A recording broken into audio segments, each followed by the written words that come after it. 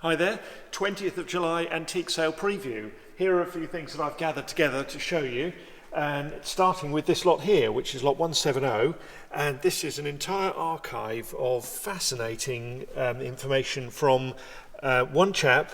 This is, he was a navigator in the Second World War, and it includes his flying logbook here. So this shows the information from when he first joined in 1942 and throughout his training. And so this is February 1942 when he was first training to be a gunner and a navigator, and it just shows the first few months of training. And you pass through September, and when you get, I think it's when you get to the end of September, it shows his first actual runs. So the ones in red are where they were actually on bombing runs. So he was training, here we are, he was training here in a Sterling bomber, crash landed in a ploughed field, aircraft written off, one way of getting leave. There was another one here, crashed on takeoff in a Wellington bomber with a 4,000-pound bomb on board, no injury to anyone.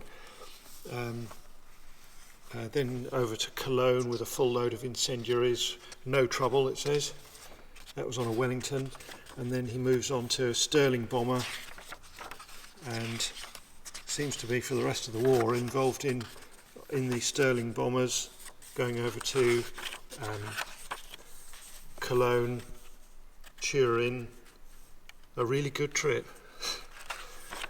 and Essen and Munich, Nuremberg, and there's a report for every day, for all the flights there. So that's a fascinating one. It shows all the aircraft that he flew in here at the back, and night flying. And together with that are these diaries, which extremely detailed. You need a magnifying glass to read these, and look at that, absolutely packed with information, all of the same time, 1942. Isn't that amazing?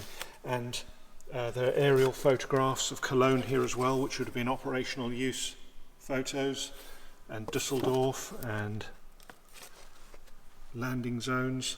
And then here is this album of aircraft photos slightly earlier, including this one of Charles Lindbergh arriving at Croydon after the first transatlantic solo flight. This album is full of early photographs of aircraft, and these are all original photos. There's 3 Gloucester in flight here. Great photo album. Other albums here including studies of these beautiful RAF portraits in front of the bombers. These are getting so rare to find, these original archives of photos, and this is from a local deceased estate, so it's a house we cleared. All these albums all go in one lot, so that's lot 170 in the antique sale this week. Another interesting collection we have this week is a collection of cricket related books. So it includes this one, which is Felix on the Bat. This is lot 1 in the antique sale, in its own presentation box. It's been rebound, but it's a very rare book. This is 1855, I think, this one. And there's the image on the first page. Felix on the Bat, being a scientific inquiry into the use of the cricket bat, together with the history and use of the catapulta, dissertation on the different styles of bowling, and a scientific investigation into the vexata quaestio of leg before wicket, 1855, as revised by the Marylebone Club. It's a beautiful book with hand-coloured lithograph illustrations as well.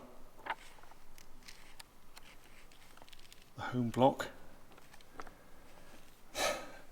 Strange sort of stance there. So that's lot 1. Here's just another one that I picked up at random, the cricket bat and how to use it. This one is 1861. And there's a whole collection of interesting cricket books. If you just look down the table there, early Wisden, there is I think a 4-year run of Wisdens from the First World War, where they bound them, they soft bound them, and basically the only cricket matches that they recorded were public school matches. They said that the matches, international matches, were of no importance. So that they're interesting, and mainly are just listing people who died in action, who were famous cricketers. So those are interesting. They're all part of that lot there.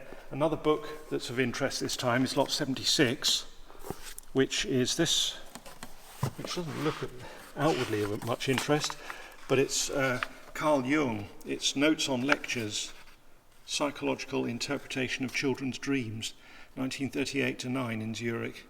And this is a private press. You can see it's just a typed out lecture from 1938, so that's interesting. These I thought were worth looking at. So this is lot 54, which is carved wood. It's just a trinket box, but in the form of a travelling trunk with carved handles, and isn't that amazing? Just the detail in that. It'll be late 19th century. Just thought it was exceptionally well carved. And this is a part of a collection of Black Forest items that we have in this sale. 55 behind it is, I should think it's probably 20th century, mid-20th century, this one, 1950s or that sort of period, but it's just a nicely made brass-bound miniature travelling trunk with leather handles. And then we'll just have a look at a couple of other items over here, going past this collection of beautiful leather cases, and these are shotgun cartridge cases, leather-bound things here, and hat boxes, and a picnic set, Victorian set here. We go past this wonderful George III pollard oak library bookcase. We have 2 of these in this sale. Over here to this, which is firstly this Victorian, really an exhibition quality bracket clock here, and it chimes on 8 bells. It's got an amazing brass movement inside it. It's dated on this plaque 1891. Beautiful gilt bronze mounts all over it, and it's very similar to the automaton, the giant automaton clock that we sold about a year ago. This is a sort of smaller version of that, but the same sort of quality. And next to it here is another Black Forest carving, which is one of the best ones that I've seen. Isn't that amazing and lifelike study of cattle there? It's carved from 2 pieces of wood. You can see it's got a join right across the centre here. So that front part's carved out of 1 piece, and the bull is carved out of another. But an amazing talent to carve that. Behind it, we'll just have a quick look at this. This is in our 20th century design sale, which is a Liberty Art Nouveau sideboard.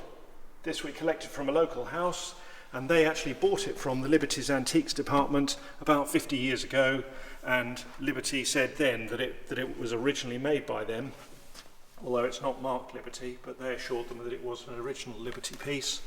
And these very stylish copper and glass panel doors, and a very stylish copper panel in the back as well. And it's just quite a nice compact size, that sideboard. It's quite a fashionable piece of furniture with these Baccarat crystal candle holders on the top as well, which is rather nice.